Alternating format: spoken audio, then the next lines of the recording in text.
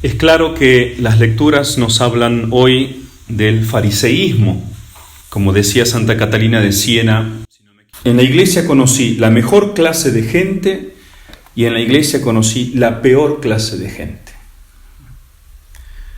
Y el padre Leonardo Castellani escribía: dicen los fieles y a veces no se equivocan. Los curas son peores que nosotros. Cuando lo que debería ser mejor, el sacerdocio, se corrompe, es lo peor que puede haber. Y eso es lo que la gente muchas veces ve. Y eso es el fariseísmo, dice el padre Castellani.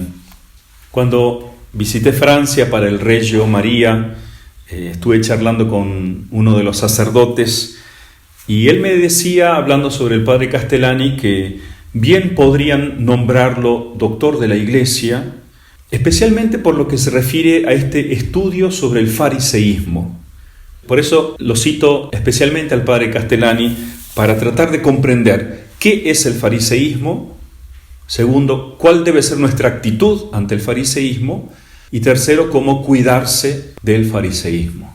¿Qué es? Dice el padre Castellani, hablando de nuestro Señor, toda la biografía de Jesús de Nazaret como hombre se puede resumir, la biografía de él, en esta fórmula: fue el Mesías y luchó contra el fariseísmo.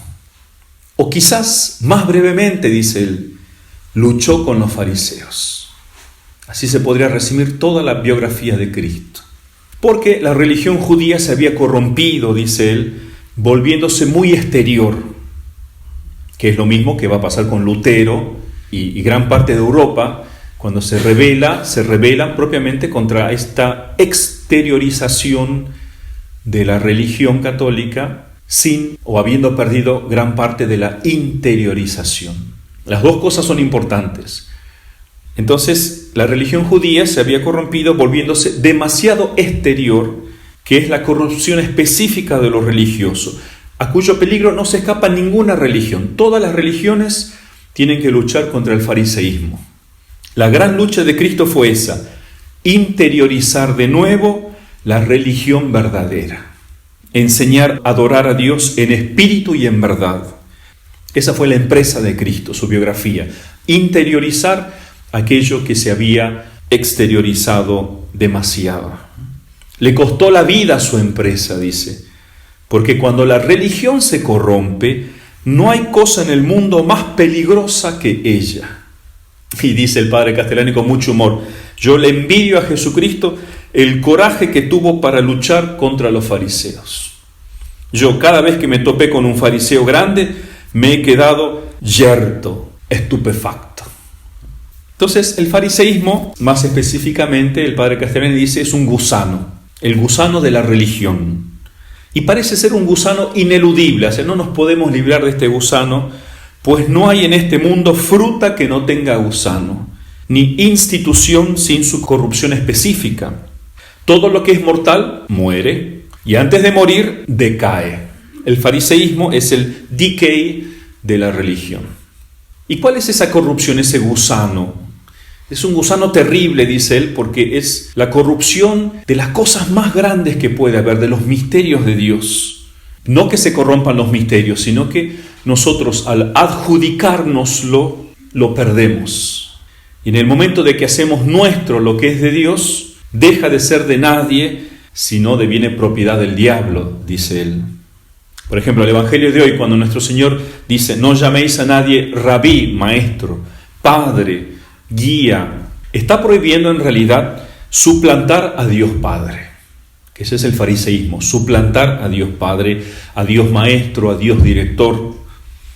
Y si nosotros podemos ser llamados padres, madres, maestros, directores, es en cuanto somos imagen del único verdadero Padre. Si somos imágenes del verdadero Padre, sí podemos ser llamados padres, madres, maestros. El fariseísmo, dice el padre Castellani, también es el pecado contra el Espíritu Santo. Y cuenta que cuando él le enseñaban el catecismo de Astete, que pregunta cuáles son los pecados contra el Espíritu Santo, la respuesta dice: los pecados que no tienen perdón ni en la tierra ni en el cielo. ¿Cuáles son? Son 6, ¿no? Y los enumera, que están sacados de San Agustín. Pero Cristo no dijo que había 6 pecados contra el Espíritu Santo, dice el padre Castellani, sino uno, ese que estaba delante de él, una cosa monstruosa. Pues había hecho un milagro y los fariseos de ese milagro sacaban una calumnia. Al desdiablador lo llamaban endiablado. Entonces, el instrumento máximo que tiene Dios para convertir, para sanar al hombre es el milagro. Y si un hombre de ese milagro saca la perdición en vez de salvación, esa persona no tiene remedio, no tiene perdón. Pues es el fariseísmo en el grado máximo, que de las cosas divinas saca su perdición. Dice, si un magnate eclesiástico premia la virtud y castiga el vicio, es un hombre religioso. Se puede decir que es un hombre religioso. Premia la virtud, castiga el vicio. Si no premia ni castiga nada, es un nulo. Pero si castiga la virtud, eso es fariseísmo. Si castiga la santidad, eso es fariseísmo. Si persigue la virtud, eso es fariseísmo. Si odia la verdad o la inteligencia, eso es fariseísmo. Y eso no tiene remedio, porque con lo mismo que debería sanarse, se daña. Y explica él que hay como 7 grados. Cuando la religión se vuelve exterior, ostentatoria. Segundo, cuando la religión se vuelve rutina, un oficio. Tercero, cuando la religión se vuelve ya un negocio, una granjería. Cuarto, cuando la religión se vuelve poder o influencia, medio de dominar al prójimo. Quinto, cuando hay aversión a los que son auténticamente religiosos, cuando me caen mal los que son verdaderamente religiosos. Sexto, cuando ya los comienzo a perseguir, cuando hay una persecución a los religiosos verdaderos. Y séptimo, el grado último del fariseísmo ya es cuando hay sacrilegio y homicidio. Entonces, abarca desde lo exterior, por ejemplo, la ley de Moisés tenía 613 preceptos. Los fariseos añadieron 6.000 más. Y se olvidaron de lo más importante, de lo interior, de la misericordia, de la justicia. Primer grado del fariseísmo hasta la crueldad, que es el último, cuando dijo Caifás, es necesario que él muera, porque está haciendo muchos prodigios y la gente lo sigue, y que muera del modo más ignominioso y atroz, condenado por la justicia romana. Por supuesto, no siempre fueron así los fariseos, y no todos los fariseos en la época de Cristo eran así, pero sí se había corrompido el seto, dice el padre Castellani. Incluso después de Cristo fue este espíritu farisaico el que inspiró el Talmud y el que organizó la religión judaica actual. Cuando destruyeron Jerusalén los romanos, vino la diáspora, acabó con los saduceos, pero no con los fariseos, dice el padre Castellani. Estos son indestructibles. Así que paciencia, vamos a tener que seguir enfrentándonos al fariseísmo hasta el fin, como lo hizo el mismo padre Castellani. Muchos lo admiran, pero lo tienen como un hijo díscolo de la iglesia, con alguien con tendencias a rebelarse y a desobedecer las normas. Y nada que ver, es todo lo contrario. Cuando uno lee sus libros, sus diarios, se da cuenta de cómo él escrupulosamente buscaba cumplir la virtud de la obediencia, mantener sus votos religiosos. De hecho, fueron las cartas que él escribió para mejorar la vida religiosa lo que iniciaron su persecución en la Argentina. Entonces confunden revolución con espíritu combativo. El padre Castellani se alzó. Y esta es la segunda idea, que tenemos que alzarnos contra el fariseísmo. No luchó Castellani contra la iglesia, sino contra la infección, como hace todo buen doctor. Por eso el padre Vuela decía en ese artículo que él escribió hace mucho: urgido por el amor de Cristo, amó a la iglesia y por eso luchó contra el fariseísmo, mostrando su verdadera condición, destapó el fariseísmo.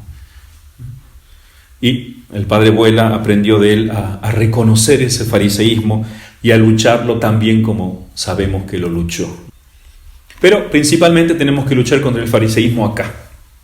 Hay que denunciarlo, pero no lo vamos a poder acabar ni cambiar, pero sí puedo cambiarlo acá, en nuestros corazones, para que no infecte este gusano mi vida religiosa.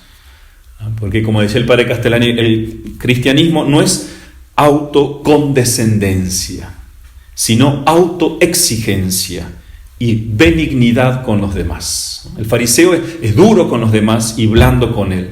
Entonces el cristianismo verdadero es todo lo contrario, es ser exigente conmigo mismo, obviamente teniéndome mucha paciencia porque cambiarse a uno es un trabajo largo, no desanimarme, pero sí trabajar con ser benigno con los demás. Y practicando el remedio que nos dejó el Espíritu Santo, el Salmo 130 que hoy hemos cantado, que es uno de los salmos más breves de la Biblia, es hermosísimo. Monseñor Straubinger dice que es la plegaria del alma humilde, es el salmo de la infancia espiritual, dice él. Yahvé, mi corazón ya no se engríe, ni son altaneros mis ojos. O sea, somos soberbios por el pecado original y nuestros pecados, pero tenemos que alcanzar esto, que ya no nos engriamos. No nacemos humildes, ¿no? Tenemos que adquirir esta virtud. No ando tras grandezas ni en planes muy difíciles para mí, dice el Salmo. O sea, esto que Salomón llamaba vanidad de vanidades y correr tras el viento. A veces podemos pasar nuestra vida en vanidades, corriendo tras el viento y no buscando el conocimiento de Dios, la sabiduría. Que eso sí, no hay que tener presunción en ambicionar esta sabiduría, dice Straubinger.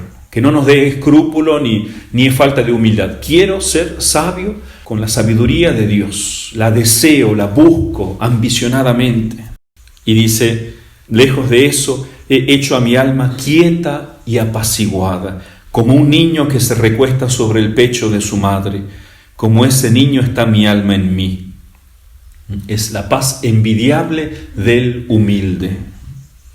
Oh Israel, espera en Yahvé desde ahora y para siempre. O podríamos rezar nosotros, oh congregación querida, espera en Yahvé desde ahora y para siempre.